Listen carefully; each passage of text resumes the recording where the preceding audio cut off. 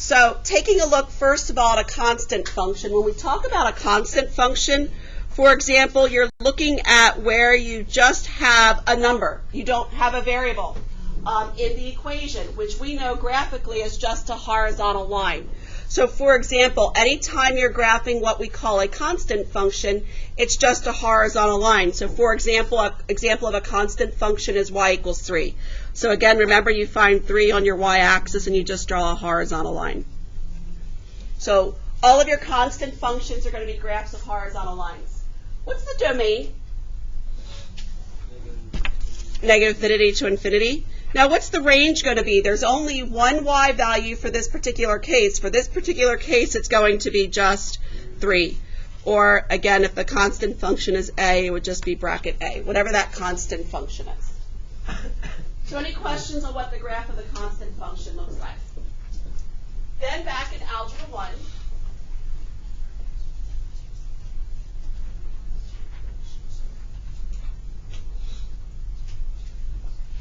so a linear function, remember, is a function where you have a slope and you have a y-intercept.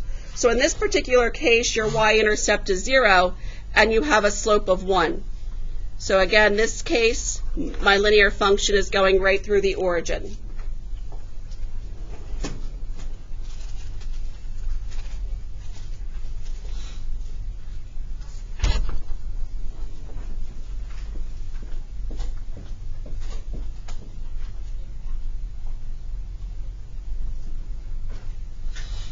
So then what's the domain of the linear function? The domain is going to be what? All real numbers, or negative infinity to infinity, and the range is also going to be negative infinity to infinity. So your reciprocal or your rational functions, as we took a look at on Wednesday, remember the domain's going to be all real numbers except 0, because 0 is going to give you, 0 gives you, makes this fraction undefined because you have a 0 in the denominator. So the domain's going to be all real numbers less than 0 and all real numbers greater than 0. And again, with these rational functions, remember the branches, the graph is split into 2 branches. The graph looks something like this. And the other branch looks something like this. Not only do you have a vertical asymptote, but you have a horizontal asymptote. Remember, for your rational function 1 over x, the horizontal asymptote's right there at y equals 0. So the range is also going to be all real numbers except 0. So negative infinity to 0, and then 0 to infinity. So remember those rational functions, you also have to look for the vertical asymptotes along with the horizontal asymptotes. So we'll spend a lot of time in the next unit reviewing how to graph rational functions. Quadratics. What is the shape of a quadratic? What does the shape of x squared look like? It's a parabola. What's the shape of a U? So again, remember for this particular case, where's the vertex of this parabola? The vertex is at 0, 0.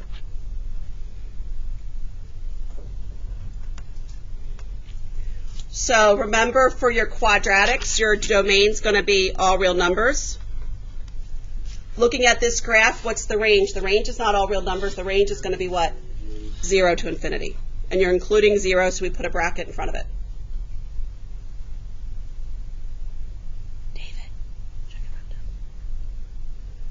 X to the third. So this is when you have a polynomial that has an odd power. So remember, you've got at x equals -1, a y value of -1. When x is 0, y is 0. When x is 1, y is 1. So remember last year from Algebra 2, when you graphed your cubic functions, it looks something like this.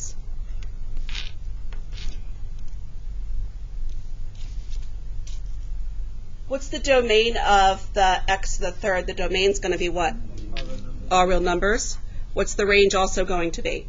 All real numbers.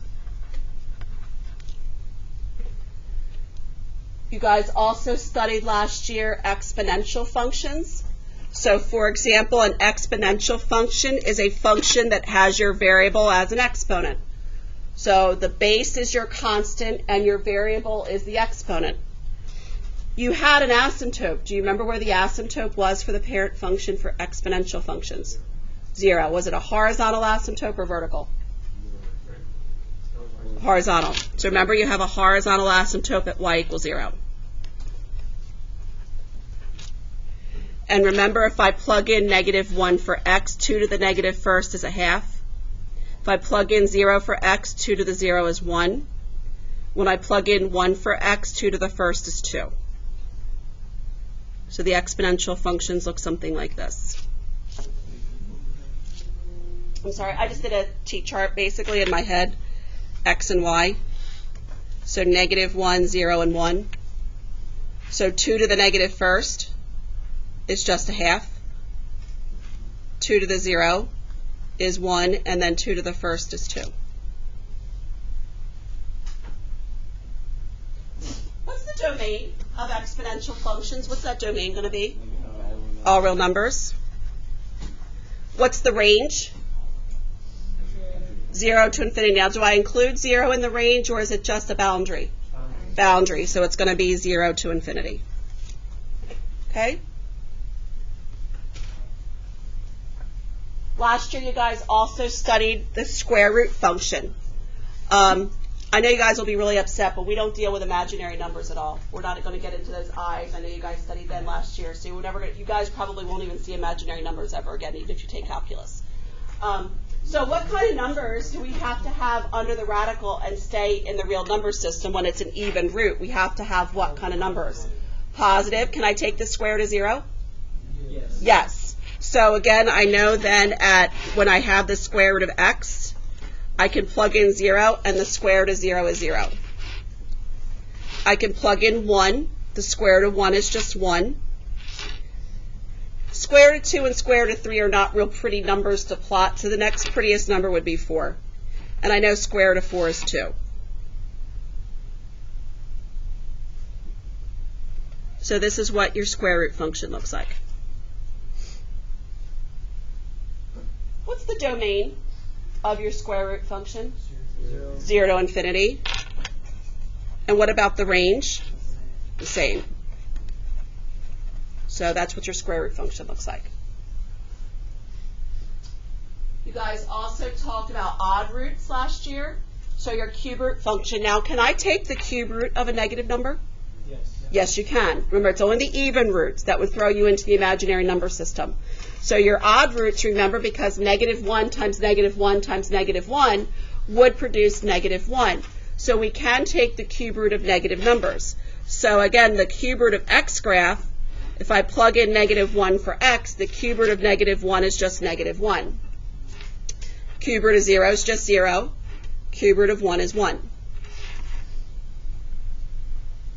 So if you remember from last year, your cube root function looks something like this. I always call it like a slithering snake graph. I don't know, it just kind of looks like a snake to me. So that's what your cube root graph looks like. What's the domain of your cube root function going to be? The domain is going to be what? All real numbers. The range is also going to be all real numbers.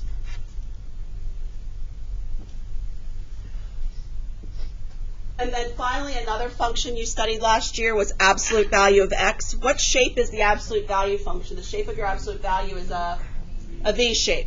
So again, for absolute value of x, the vertex of the absolute value function is going to be at 0, 0. And then your Algebra 2 teachers probably told you to look at a slope of 1 and a slope of -1 on either side. So that's what your absolute value function looks like. What's the domain of absolute value functions? The domain is going to be what? All real numbers. And then the range is going to be 0 to infinity. So if you ever forget what the shape of any of these functions look like, this is just a good reference page for you, in case you forget what these graphs look like. Okay? And like I said, last year you started shifting all of these particular functions around. So do you remember what happened when you had a negative sign in the very front of your function? What happens here? It does a what? When you had a negative sign in the very front, what did that do to the parent function? Reflect. Over the x-axis, remember. And then if you had a number after the negative sign in the front, so for example, I'll use the absolute value function. If you had a -2 Do you remember what you called that 2 in front of the absolute value function? Do you remember what that did? Vertical stretch or compression.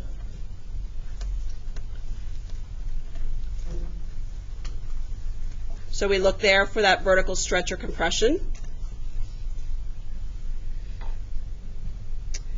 So then one thing that you did not do last year was horizontal stretches or compressions. So a horizontal stretch or compression is going to be noticed very similar to when we did period changes when we graphed our trig functions. When you had a period change, that was actually a horizontal stretch or a horizontal compression.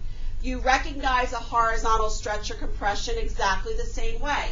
If you have a number in front of x, that is your horizontal stretch or compression. So that's going to be your horizontal stretch or compression.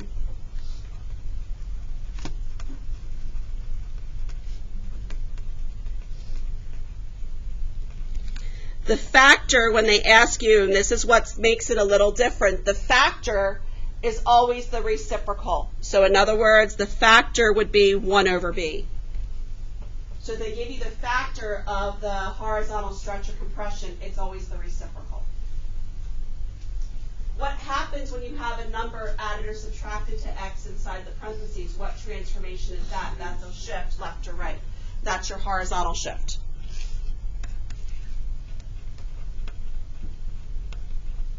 If I could spell horizontal today. That's your horizontal shift. Remember, if it's a minus, you go to the right. If it's a plus, you go to the left.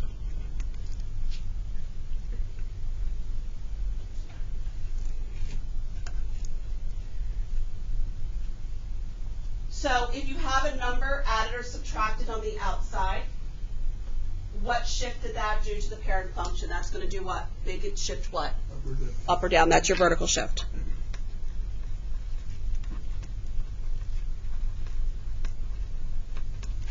Okay. So just a review of the transformations that you guys did last year. For horizontal shifts, remember the coefficient of x must be positive 1. Just like when we were trying to identify phase shifts of our trig functions, you may have to factor out the coefficient, which is the horizontal stretch, to identify the horizontal shift. So make sure you always have that number in front of x be a positive 1 to identify that horizontal shift. So let's just practice writing some equations. So I'm giving you the parent function square root of x.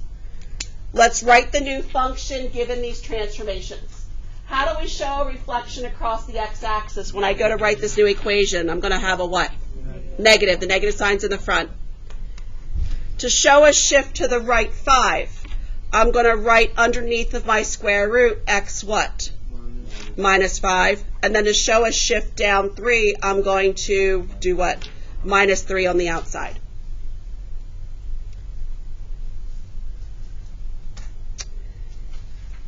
So then to show a vertical stretch of a factor of 2. So again, where am I going to put the 2? The 2 is going to be on the outside of the square root. Now, when you do a reflection across the y-axis, the negative sign in the front is a reflection across the x-axis. To show a reflection across the y-axis, you have to make x negative. So this is your reflection across the y-axis. You could have a reflection across the x-axis or a reflection across the y-axis. What you guys did last year was you guys did reflections across the x-axis. To show a reflection across the y-axis, you just have to make x negative. Okay? And then where would I show a shift up 1? I would simply do what? Plus 1 on the outside. Okay? So now let's take a look at 3. Now the horizontal shrink, this is what I mentioned by a factor of 1/3. The horizontals are the ones that you have to take the reciprocal of. If they're giving you a factor of 1/3, then what you're going to write is it's going to be the reciprocal of 1/3, which is 3. Thank you. Now remember, to show a shift left or right, the coefficient of x needs to be a positive 1. So because you have this horizontal shrink, you've got to open up a set of parentheses. And inside the parentheses is where the x is going to go. Now how do I show I'm going to the left 4? Would I add 4 or subtract 4? Add 4. And then a vertical shrink by a factor of 1/2. Remember, the vertical stretches or shrinks just go on the outside in front of the radical. The only time you need to do the reciprocal is for the horizontal stretches or shrinks. Kind of like the same idea. I always remember it as when I have horizontal shifts left and right, it's always that opposite. A plus is going to go to the left, go to the right. The shrinks go, whatever's inside the parentheses or under a square root, you always have to do something opposite. All right? So let's take a look at 4a. We have a horizontal stretch by a factor of 5. So again, it's not going to be a 5 I'm going to place in the equation. What am I going to put? I'm going to put a 1/5. I'm reflecting about the x-axis, so is the negative sign going to go in front of x or on the outside? Outside. And I want to show a shift to the right too. So remember, the coefficient of x needs to be a positive 1, so I've got to open up a set of parentheses. So shifting to the right too is going to be an x plus or an x minus? Minus 2. So any questions on writing those equations when given the transformations? All right, so we've been doing limits. And up till now, x has been approaching a number. So when you've seen the limit notation, and you've actually done limits at infinity. Last year, your Algebra 2 teachers spent a lot of time with you talking about end behavior. They made you find end behavior of a lot of different functions, and you either said the end behavior was if an end went up, it was approaching positive infinity. If an end was going down, it was approaching negative infinity. What you were actually doing was you were finding the limits as you were going to positive infinity or negative infinity. That's all it is. That end behavior that you did was actually limits. You just didn't know that's what you were doing. All right? So what could happen is your graphs can go up towards infinity. They can go down towards negative infinity. Or when you get to rational functions, it was a horizontal asymptote. When you were actually finding horizontal asymptotes, you were doing limits at infinity. Just you didn't know it. So what's different is this limit is not going to be approaching a number. If you see that x is approaching positive infinity or negative infinity, you are looking at end behavior. That's all you're doing.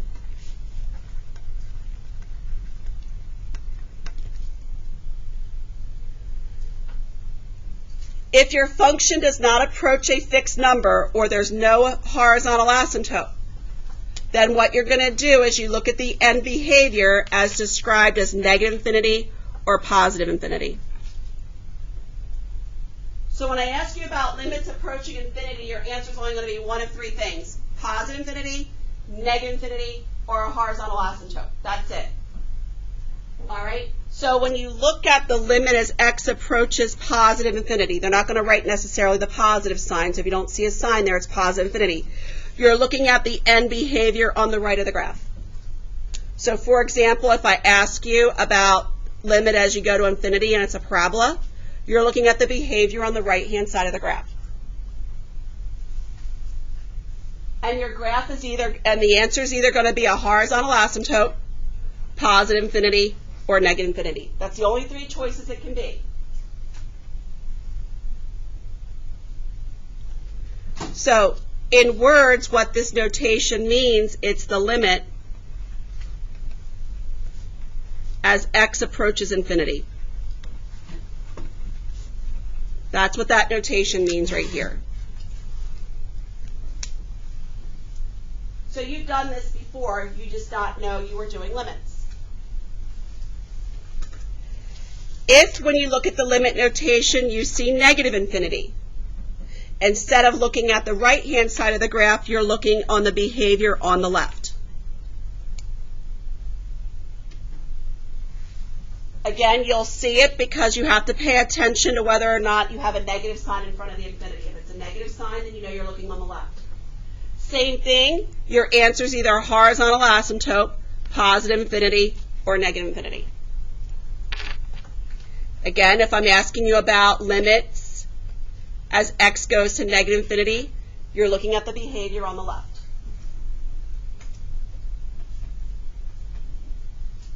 So if the graph is pointing up, you would tell me positive infinity. If the graph is pointing down, you'd tell me negative infinity.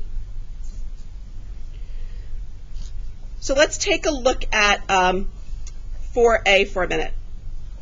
So 4x squared minus 6x plus 2. The graph isn't given to you, so think in your mind, what's the shape of an x squared graph? The shape of an x squared graph is what? It's a parabola. You don't need to tell me a pretty perfect graph, but the leading coefficient is positive, so both ends are going up, right? So now the limit as x goes to infinity. What side of the graph am I looking at? Am I looking at the right-hand side or left-hand side? The right. So I'm looking at the right-hand side. So tell me what's happening on the right-hand side of the graph. It's pointing towards what? Infinity. So your answer is just infinity. What's the only difference between A and B? Negative infinity. So because this is negative infinity, what side of the graph am I looking at? Left. Again, it's still a parabola, but in this particular case, I'm looking on the left.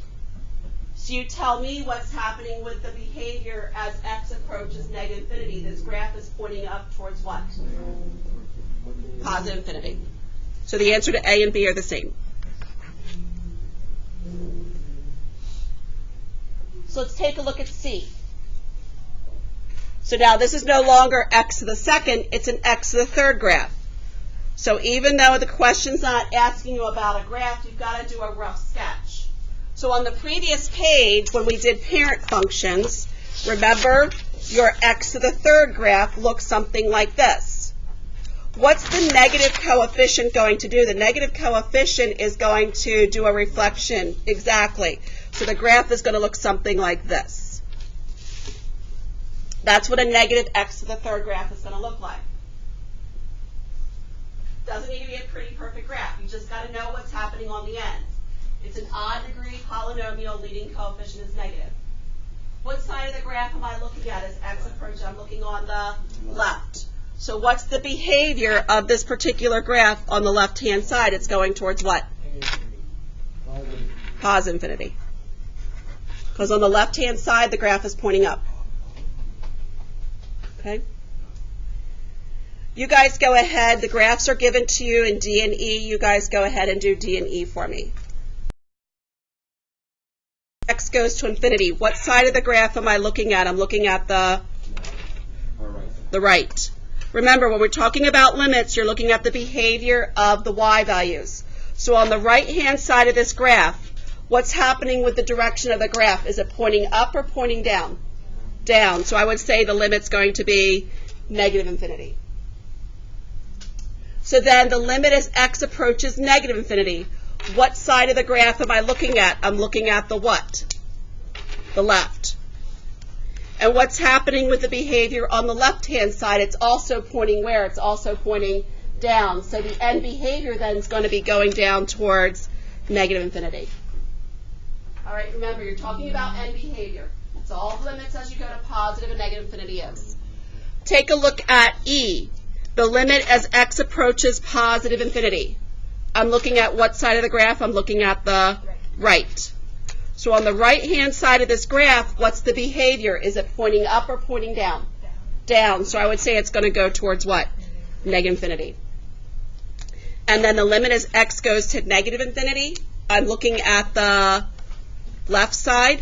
So on the left-hand side of this graph, is the graph pointing up or down? Up. So I would say it's going to go towards positive infinity. Okay? Change one thing, just forget the 2 for a minute, just delete the 2. So we're just going about graphing the negative absolute value of x minus 6 plus 1. So what are my transformations? Reflect over the x. What's another transformation? To the right 6. And then we're going to do what?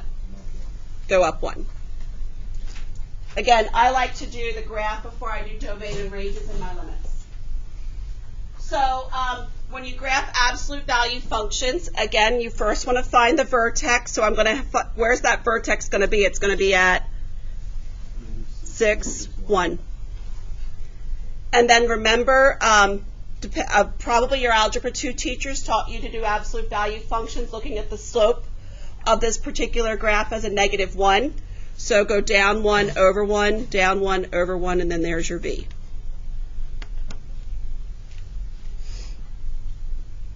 What's the domain of the absolute value function here? The domain's going to be what? All real numbers. What's the range going to be?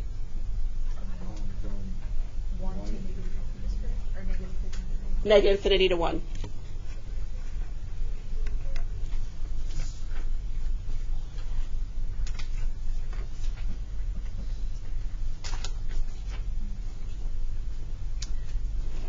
Tell me about the end behavior. Both going to go to -infinity. Both ends are pointing down, so on the left-hand side it's going towards -infinity. The right-hand side is also going towards -infinity. Okay? I'm sorry? If there wasn't what? You would treat that as a slope of -2. Yeah, do a 2 over 1, yeah. Just be their slope. All right, let's take a look at 7, square root function. What are my transformations of my square root function? I'm going to do what?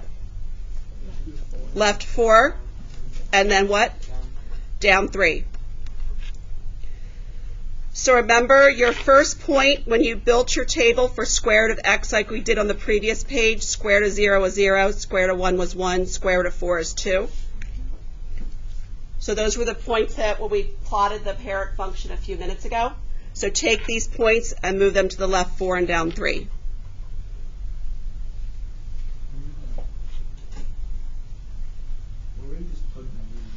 Yep. Well, you got to find where that first starting point is.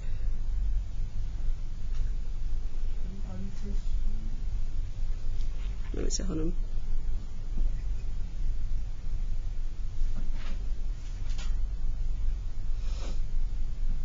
It should be here. There we go. What's the domain of this particular function going to be? -4 to infinity. What's the range going to be? The range will be what? -3 to infinity. So now this is reviewing what we just talked about on the very first day of 6-1. Notice this limit is not going to infinity. The limit is approaching a number of -4. What does the plus side mean? What side of -4 am I looking at? Am I looking at the right-hand side or the left-hand side? The right-hand side. So again, go to -4 on my x-axis. Look on the right-hand side. What y value are we getting really close to when we approach -4 from the right? We're approaching what? We're approaching what? -3. Limit as x approaches infinity. What side of the graph am I looking at? I'm looking at the right. And what's happening on the right-hand side of this graph? It's going towards what? Infinity. Okay? So any questions on the second one?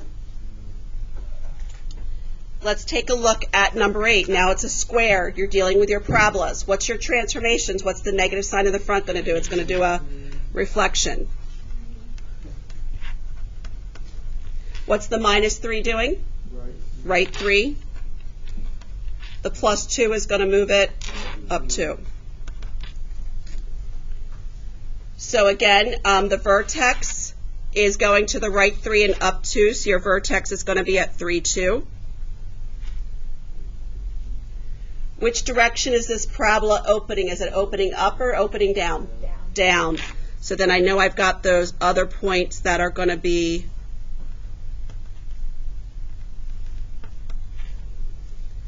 at 1, 1, shift down to -1, -1, and then move them to the right 3 and up 2. What's the domain going to be? All real numbers. What's the range going to be? Negative infinity to 2. Is a bracket after 2 or a parenthesis or a bracket? Bracket. Tell me about the end behavior. What's happening as we approach negative infinity and positive infinity? They're both what? Negative infinity. Okay? Like I said, I like to do the graphs a lot of times before I do domain, range, and then the limits as you go to infinity so you can see the end behavior. Okay? Let's take a look at the last one. What's the negative side in the front going to do? Reflect. Make sure you're specific. Tell me the axis that we're going over. X-axis. Yep. And what's the minus 1 going to do? Right 1, and then we're going to go up 2. Remember, your parent function of x to the third looks something like this. So remember on the parent function page when we built that table for x to the third, it was -1, -1, 0, 0, 1, 1. So remember what happens, guys, when you reflect over the x-axis. What's that affecting? It's affecting the sign of your y-coordinates. So if you have a reflection over the x-axis, you take x to the third, and again, you're going to flip the signs of all your y-coordinates. So that's going to become a +1 and -1. That's what a reflection over the x-axis does. So now I just need to take the point at -1, 1, shift it to the right 1, and then up 2. 0, 0 is still 0, 0, so I'll go to the right 1, up 2. How come you didn't shift for number 8? How come you didn't shift right through? Which one? For number 8. I just did it in my I did it in my mind. I just didn't write out the I didn't write out the full table. And then 1, -1. I'm going to go to the right 1 and then up 2. Is that our vertex? Well, these don't really have a vertex. These are the 3 points that show that kink in the curve, that bend. So when you're graphing the x to the third, you want to always start with these 3 key points because that shows the bend in the curve. The x to the third, the vertex is the highest or lowest point on the graph, and those odd degree polynomial functions don't have the highest or lowest point. So there's no vertex. This just shows the bend. That's why you always want to use these 3 points, because it gives you that bend in the curve. Okay? If it's a reflection, wouldn't it go No. Remember, if you look here, your parent function goes this way. Okay? That's the, again, that's why you always want to keep a reference on this page in case you forget about your parent functions. What's the domain? All real numbers. What's the range going to be? All real numbers. Now let's talk about the end behavior. The limit as x approaches negative infinity. What side of the graph am I looking at? Am I looking at the right or left? Left. So what is happening on the left-hand side of the graph? It's going towards what? Positive infinity. And the limit as x approaches positive infinity, I'm looking at the right. So what's happening on the right-hand side of this graph? It's going towards negative infinity. Okay? So any questions on your parent